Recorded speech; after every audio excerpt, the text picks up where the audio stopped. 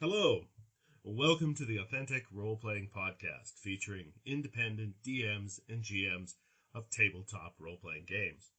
My name is Alexis, Smolensk, and I'm coming to you from Calgary, Alberta in Western Canada. We're going to do something different today. I'm talking with Becky Hamilton, who's coming to us from Toronto in Ontario. Becky is a dedicated cosplayer and a complete newbie as far as role-playing games are concerned, or nearly so. Hello, Becky. How are you? Hi, I'm great. How are you? Oh, well, I'm pretty well myself. Now, I usually start by asking how long a guest has been playing the game or role-playing. Now, I understand that you once played a single one-on-one game of Fate. Is that right? Yeah, you are correct. All right. Tell me I, about it. well, it was just a random night, and I'm actually really interested in D&D. I think that majority of my friends play it, but literally no one has taken the time to teach me anything. Even my fiance Danielle, she tried teaching me through Fate, but it wasn't really like anything great. I had maybe a half an hour to make my character, and and then I just listened to a story, and then we fell out of it after 3 hours. So you really don't understand exactly what the game is about. No, I understand that there's a lot of math involved. That's all I know. Now, what sort of cosplaying do you do? I do a lot of like anime, like Naruto and Inuyasha and D Gray Man. I dabble with like video games here and there, like Kingdom Hearts and stuff. I've been cosplaying for 7 years with my fiance. Not for 7 years, but for about 3 years. And we are building basically a duo. So we are known. We are like the combination of Eclipse cosplay. There's not like it's like we. You're making a lot of your own costumes, yes? Oh yeah, I mean we've only bought one cosplay, and it's good, but I think the only reason why we ever buy things is because they're like uniform, and those are really kind of hard to get Yeah. like correctly on your own. Do you see a connection between cosplaying and role playing? If the cosplayer feels comfortable doing that, and yes, I know that especially in groups of friends, they try their best to stay in character, but I think that since the majority of time that you're in cosplay, you're at a convention where there's just so much going on, it's really hard to just constantly act. I'm sure that like at a round table when you're pretending to be that character, it's a little bit easier, but we're all pretty shy nerds as well. So there is a big connection. It's just whether you're going to take it to the next level or not. Well, I've seen a lot of guys at conventions, and they're playing parts like Deadpool and such, and they really get into the character, but they always seem to be mostly aloof and not really Yeah. involved. So that there doesn't seem to be a lot of freedom to riff on their character. Yeah. Well, also, like, Deadpool is wearing a mask. You don't have to worry about looking like an idiot because you're already dressed as an idiot. So it's a safer thing than having to act in the cosplay. Whether people see your face, yeah, Yeah. it's that most people can't even come up to each other to ask for pictures. I doubt that people are going to be able to be in character around a bunch of strangers. Are you familiar with live action role playing? Familiar, but never done it. Most RPG players look down on LARPers. Oh, They really? don't What? no they don't see them as but it is out there, and it is something that is connected to role playing games, because it definitely comes out of the role playing game. The role playing game does not come out of the live action thing. Yeah, I understand. So what I'd like to do is I'd like to make an attempt to explain how a role playing game works. The kind of what's typically called pen and paper game, where you create a character and you play it. Are you up for Okay. that? I'm going to do my best. Okay. Essentially, it's like the question that we used to ask each other when we were all junior high school and stuff. What would you do if you had $1 million? I think well, okay, wait. So if I had $1 million and I was thinking in the way of fantasy, No, I mean right now. just right Somebody now. knocks on your door during the podcast and they give you $1 million. What's the first thing you would do? Scream. That's fair enough. Then I would be responsible and try to pay some debt off. But really, I would probably spend a lot of it on cosplay, even though I shouldn't. Simply what you're doing is you're taking a situation that has come up and you're applying it to an action that you take. And that is basically what a role-playing game is. Oh, yeah. Okay. As the person who is running the game, I'm creating a bunch of what-if situations. And you're, in your mind, given a bunch of details about where you are, what you're wearing, what kind of person you are, what you're capable of doing. And I give you a what-if situation, and then you respond to that what-if situation. Okay. Okay, so I'll give you an example. Suppose that you're an international courier and spy. You're used to moving through international borders, and you're used to carrying really special stuff for a company that you work for, but that you don't know very well. You don't really know what you're carrying most of the time. But you have lots of training in hand-to-hand combat. And right now, you're traveling through a spaceport. You have a package with you. It's the size of a marble, and it's concealed in a pouch inside your belly button. All right? Okay. Yeah. So you picture that? Right? I'm trying to. All right. So what I'm doing is I'm bringing you on board with the sort of environment and the situation. You can picture what a spaceport sort of looks like. Yeah. It's a lot of smooth floors and a lot of, it's big. There's a lot of walls and there's a lot of people moving around. Now you have certain skills and abilities so that when I tell you that you notice that there is a man who is watching you, you notice that because you're a trained spy. Yes. So you go to the bathroom. It's a co-ed bathroom. Oh. So you're washing your hands afterwards when this man comes in and he starts to approach you, and in the blink of an eye, you can see that he's reaching for some sort of a weapon. Now, you have a weapon too. It's a small dagger about the size of your hand that's concealed in the small of your back. You have any kind of number of options of what you want to do. You can let him draw his weapon. You can pull your weapon. You can simply try to wrestle him. What do you do?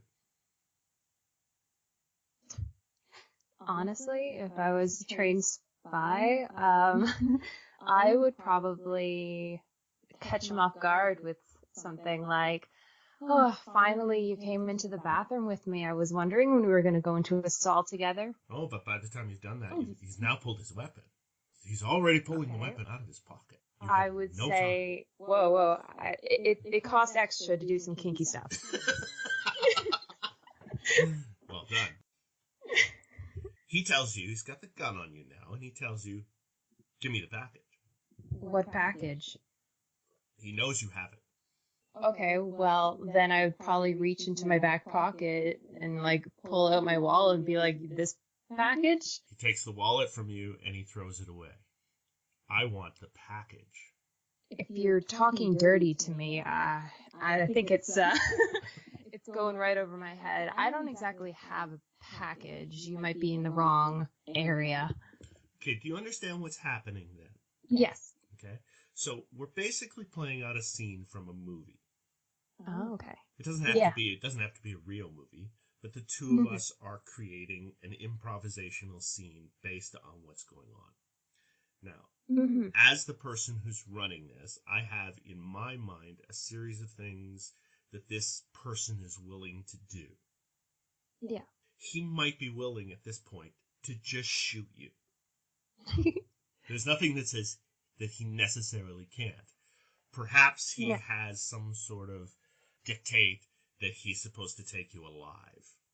Oh, Okay? Or perhaps he figures he's going to shoot you and try to search you to see if he can find the package. He doesn't know about your belly button. No. So he could search you and come up empty. Right. He doesn't know that when he has the gun on you. Uh-huh. Now, if you rewind that scene back to where you see that he's pulling the gun, and instead of speaking to him, because there really wasn't time to speak to him, Okay, what sorry. else could you do in that situation? Do I have to pull my weapon? You don't have to. You could reach out and grab his hand with your hands. Mm. You could kick him. You could Right. dodge into a toilet. You could do So I have to whatever be, like, your imagination. specific. Yeah. Okay. Whatever your imagination. There's a lot of thinking. Yeah. That's basically the idea. Well, he's pulled his weapon. Maybe I would splash some water on the floor. I know that sounds stupid right now, but you already mentioned how it's like a slick kind of floor area, and if by fighting him later, he could slip on it. Well, that's not a bad idea. You've already got the water running in the sink, so you don't have to turn the water on. But why throw it on the floor? I'm thinking ahead. Okay. Well, you could throw it at his face. Oh, yeah, I guess so. That might give you just enough time to take another action. Mm-hmm. You're trained hand-to-hand combat. You could flip him around. I guess so. I guess then I would just kind of, like, if I was just in an action movie where I don't care about, like, that, I'm not really a witty person, I would probably just maybe, like, grab the weapon that he has. Wait, he's a gun or a knife? You're not actually sure at this point because this is like the split second of time. Ah. If it were you or me who were untrained, we'd be dead. Yeah. Yeah. But you're used to thinking at a faster pace because that's your training. I think before he even has it, like, pointed at me, I'd, like, reach forward, grab his wrist, and pull him towards me, and then I'd put my arm around his shoulders and bang his head against the sink. Now you're thinking. Okay, so All right. think violence. Now, let's go back again, and I'm going to put something else on the table for you. Okay. What kind of person are you? Because you can be anybody you want to be. You could be a traitor. Personality traits or human or not? Whatever personality that you would imagine that you wanted to be. You I could think be a traitor. He could ask you for the package and you could just pull it out and give it to him. Yeah, that's true. I think the character I'd like to play would be if someone would put, like, a bubble above my head and it described one thing about me, it would say trouble. Yes, you were very witty with your responses. I was trying to be. Are you the kind of person that kills people? Yes. So that is something that you would take into account when you were making your decisions about what you do in a given situation. Mm-hmm.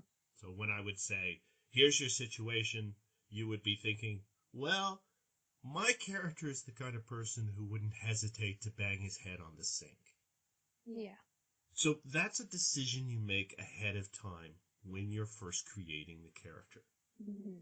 So what you do is you say, I'm going to bang his head on the sink, and I say, now not in the, I'm running the non-player character who is the fellow who's threatening you, but I'm also the adjudicator of the game.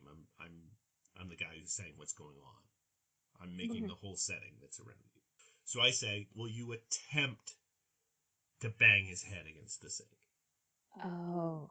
I don't know that you will succeed in doing that. You don't know that you'll succeed in doing that. So we pull out a die, and there are certain rules that already exist that say that you attempt to bang his head on the sink, and you roll the die, and the die says whether or not you succeed. Okay. So, yes. But wouldn't that mean that, like, I'd have to, like, roll dice for, like, every action, or is it just, like, the one action that stands out in the sentence? There's a lot of description about that. Yeah. And I tend to take the position that because you have a certain amount of training, there are things that you're capable of doing that you don't need to roll a die for. Okay. For example, let's suppose we're questioning how quickly you can reach behind your back and produce the knife and put it in him before he can draw the gun. Right. Okay. Now, if there was that question that was up, then you and him would both roll dice, and the higher die would be the faster person. Mm-hmm. But if he didn't have a gun and his back was to you, you wouldn't have to roll a die to see if you could get the knife out. But you would have to roll a die to see whether or not you were able to stab him before he stopped you. Oh, okay. So you know how to use a knife. Yeah. That you don't have to roll for. If you're washing your hands, you don't have to roll to see if you can wash your hands. So you really only want to roll dice for things that are a risk. Things that you're not sure of that are a chance. And that the consequences for failure would be potentially bad. Like going down the stairs. Well, you've gone down lots of stairs, so it's assumed you could go down a flight of stairs. Hopefully, you assume. But it's reasonable to assume you're probably going to succeed. Mm-hmm. But if the stairs happen to be, if you're trying to descend a flight of stairs in an earthquake, Right. then yes, you might have to make a roll to see whether or not you fall down the flight of stairs. Okay. That makes sense. So it's sort of special situations, but anything that you would normally be expected to do within an almost certainty, no, you don't roll die for, because it kind of takes away from the excitement. Okay. Because the dice are excitement, right? Let's suppose that I shoot you. Okay, no. and I tell you, okay, I'm going to roll a die now to see whether or not you move enough, or you reach out and you stop his hand enough that the bullet doesn't hit you.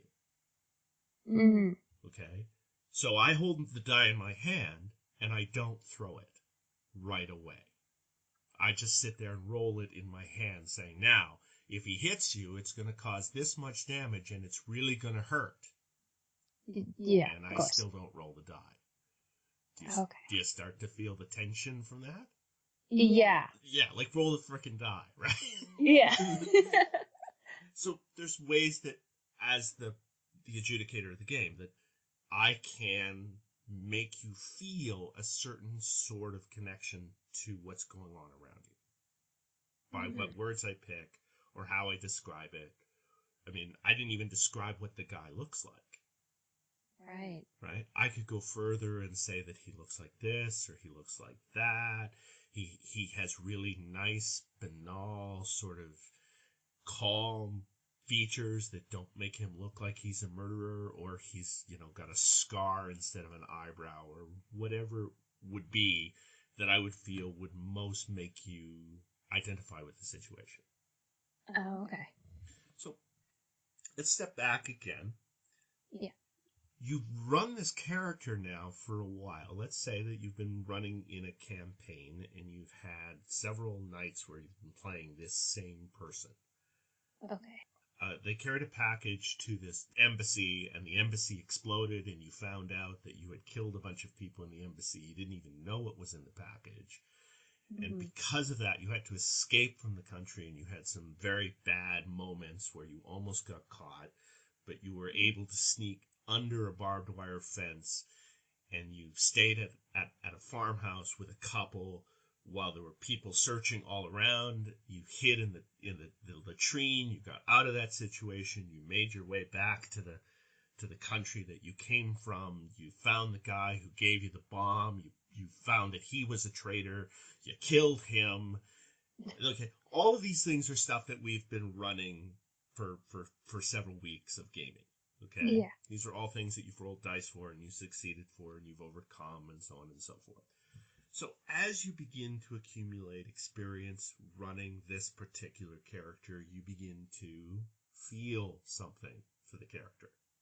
Obviously. The character becomes somebody you identify with. You know what the character has done in the past. You know what the character wants to do sometime in the future. You know what you'd spend money on that you got. So each time that you're put into a situation of risk, you think, I really don't want to lose this character. Right. You could get into a bad, tight situation. You could get full of bullet holes, and now you're dead. What happens then? Your game's over? Yes, but what happens? You roll up another character. Oh, okay. It has different traits. It has a different personality. It does different things. You get the experience of playing a different set of skills with a different agenda and different ideas. Within the same story? Within the same basic setting. So that you can experiment with different ideas. You can retire a character and play something else if that's what you desire, because the game is very open that way. When do the dragons and wizards come in? All right. Well, D&D is a game which is variably set in different kinds of fantasy settings. I've been discussing something which might be in the future or it might be in the present, but D&D would be more of a thing where you were a fighter or a wizard or some sort of a religious leader or a thief. There's a wide number of things that you could be. And there are a wide number of races that you could be. You could be human or elven or dwarven, or there's just an endless, profound series of races that have been invented and added to the game. So there are bird people, and there are dragonborn people, and there are tieflings, and it's just an endless parade. So there's lots of different things to choose from. Wow. Is it like a video game where you start out with a stick and then you have to work your way to a sword? Usually, in my game at least, you would start with an amount of money. You might be unlucky and start with a very small amount of money. But you would start with an amount of money and you would be able to buy your basic needs. You'd be able to buy your clothes and you'd be able to buy your weapons and enough armor maybe to give you a little bit of protection. But yes, as you adventure and accumulate wealth and other things, then you can buy yourself more and more stuff. And that's one of the reasons that you play. You also become better at things. Yeah. So as you fight a lot and you gain experience, you're a better fighter, or you can cast more spells, or you can do other things along those lines. Oh, okay. But you're also doing this with a group of people. Right. You're not alone. There's a party that you're running with, and you are usually different kinds of characters. Like Lord of the Rings. Like Lord of the Rings. So that while you might be Gandalf, somebody else might be Boromir, and somebody else, and again, might be Frodo. Okay. So there's not just the way that you interact with the setting that I create, there's also the way that you interact with each other. Because you all decide how you want to handle things that are coming up. That gets automatically more complicated. It gets automatically more complicated. It's the issue of the game. It's a very wide scale game in what you can do. For example, and here's something that tends to really, I'm looking for the word, it really stumps people when you give it to them and they're not used to having an agenda of their own. I say, rather than the situation I described before, which, immediately requires an action, I tell you, you and the rest of the people that you're with, you're at an inn. You've just woken up in the morning. What do you do? Am I still a spy with the belly button thing, or am I like let's. You want to be a wizard? You want to be a fighter? You want to be a thief? What would you like to be? I would like to be.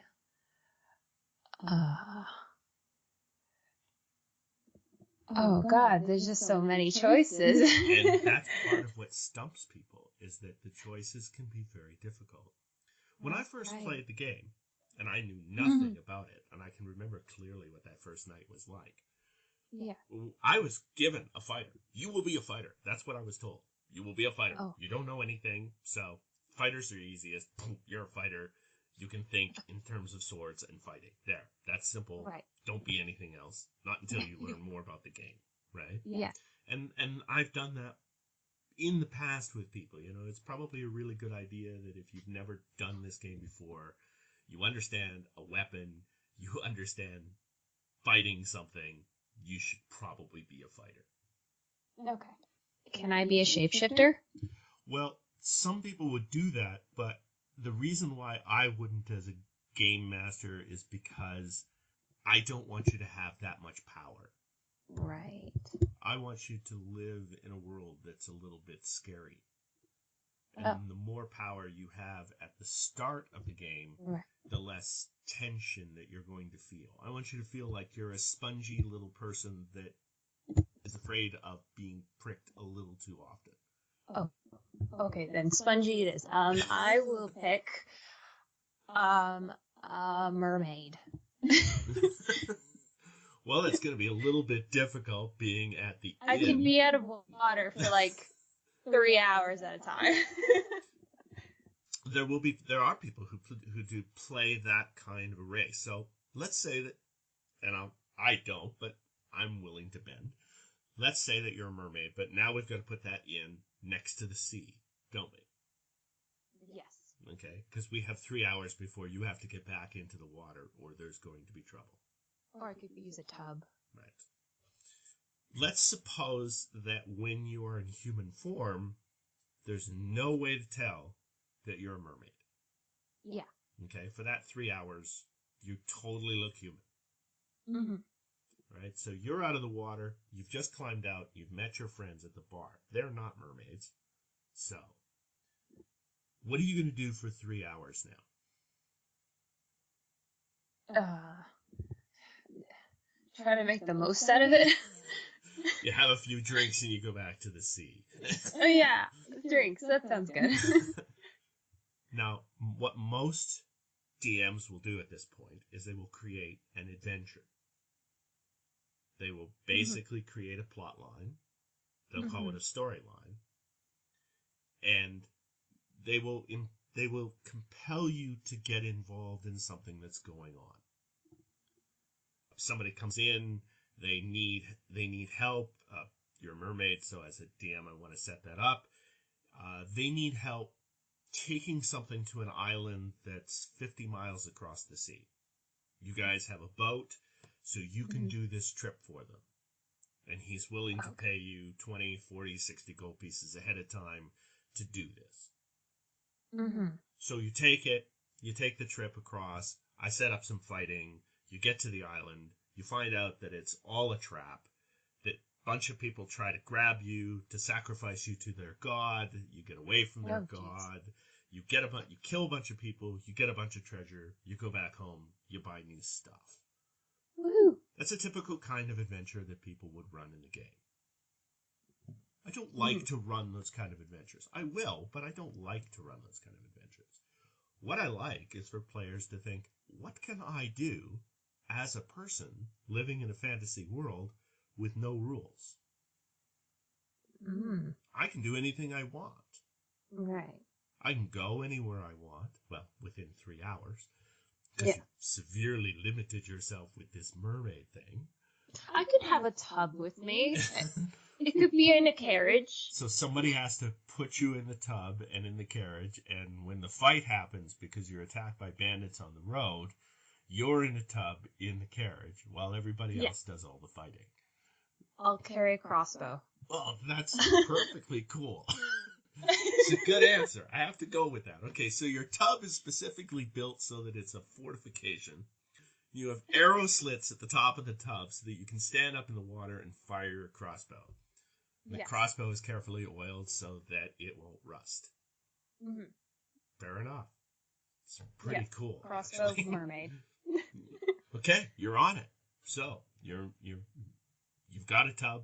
You're all set up. Okay. You're ready to travel, and the party's willing to help you. What do you want to do? Unfortunate for them.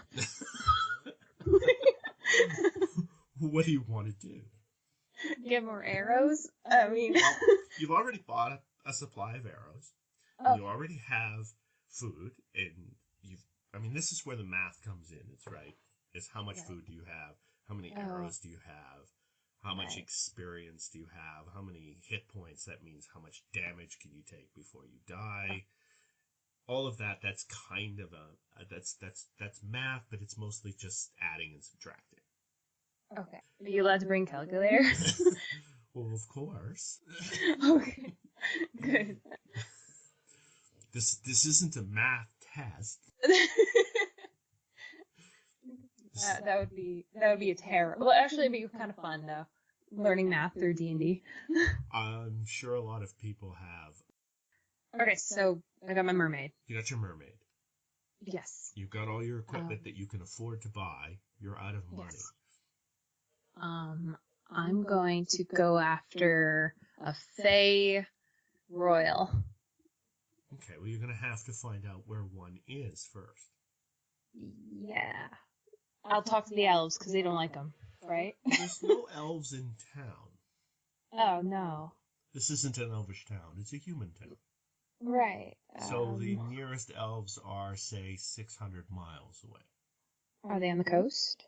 No, they're inland in the forest next to the mountains to the north of you. Fantastic. I guess my unfortunate company and I will have to go find these elves. I mean, unless I like, do we have maybe like somebody who's like really book smart in our There now, our see, party? you're on it, right? So okay. you go and you talk to a librarian in the city that you already live in, rather than traveling over to the elves, because other people have already met the elves. Right. You might even be able to skip the elves entirely, and the girl, who's book smart in town, already knows where there's the Fey Queen that you're looking for. Yeah. Unfortunately, that might also be 600 miles away in another direction, in another forest, on the side of another set of mountains. But traveling is often a part of the game. Yeah. Do you think you have a better handle of what the game is about? Yes. It sounds really fun. I'm often surprised at how much difficulty people have of explaining the game. I think that it's because they have a resistance about getting into the details as a way of explaining it. Mm-hmm. Nobody explained the game to me, really. I sat in on my first game and kind of got it as we played it out. And I think that part of the way that this game is learned is basically through playing it out in that way. Okay. I put you in the situation, and because you're a human and you can problem solve, and if I give you enough information, you can start to think, well, what would I do if I was in that situation and I had this that I wanted to accomplish? Right. And then the DM has to be in the position where they're like, well, they want to accomplish that. I want to enable that, but I don't want to make it easy. I want to make them jump through some hoops, because that sounds like something that would be very difficult to do. What do you think you would want to do with this Fey Queen when you found her? Shake her down for some money. I mean, I don't know. She might be pretty powerful. Well, it'd take a lot of shaking. She might shake you down for some money. But I have none, so... I don't know, you could be put into... a bounty on her. Can I have a bounty on her? There might not be a bounty that would exist. I would see a Fey Queen as somebody who would be a profound entity in a region. The kings and queens would see such a person as having a great deal of wisdom. And in tough times, you would want to go to that person and get advice. What should I do? What would be my best course of action? So I think that there would be a lot of people who would feel a lot of resentment if that person were challenged. You know? Yeah. It would be, how would people feel if you went and grabbed Madonna and decided you were going to shake Madonna down for money? Might make you some friends, might make you some enemies, right? Okay. And it so probably what wouldn't if I just be an went easy thing to do. What if I just went and wished for legs? Like permanent legs. I don't know. Can you wish for Fae? I'm all over the place now. Well, it's because you're thinking big, but you should be, because you're starting out, you should be thinking smaller. Oh, okay. Maybe somebody was captured by the Fae. They tend to do that, right? Sure. So you might even think smaller than that, Oh, um, because it would be easier to fight things like orcs, for oh, example, okay. that don't have any magical abilities. Right. It would be easier to investigate a tomb or something where the creatures were easier to tackle as you started out the game. Because you got to think your your early character is going to be like somebody who just left the farm. But I just left the sea. I want to tackle big things. I'm not gonna get out of the sea for little bites, right? Well, yeah, but it's still sort of, you have no real special abilities or talents. Some people Oh. like to start big.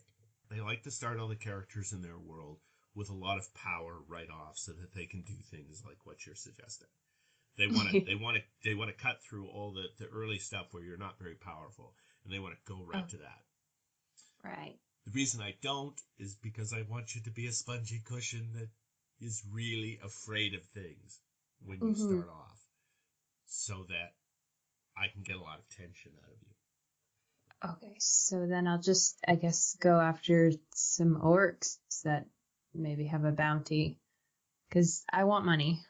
Go out, commit a little murder, steal their money, come back, Mm, buy the stuff you want, right? It's even better. Yeah, yeah. Let's do that. You have just described what is called murder hobos in Dungeons and Dragons. Oh, yeah, I mean, I like money. And there's no money in the sea, so. Well, there is money in the sea. There are sunken Is there? ships. Oh, yeah, sunken ships. That's true. I guess I could have done that. You might have known the But I want location to be for where one. the people are, so I want to go fight some orcs instead of die for treasure. You just did a Disney princess line. Yes, I did. Do you think you have a handle on the game? Because I, that was the purpose of the podcast. I wanted to try to show how to play the game, and it already feels like you're getting, like you don't want to let go of this now. I could let go, but yeah, but I could let go of the characters, but yeah, like I hope that because of this, or just in the future, I'll be able to be in some game of some kind. The problem is that every time I want to play, somebody's already in like a campaign. They're like, no, we can't let new people in, or we're only experienced players, and it's hard. It's hard to get into. It's like playing sports.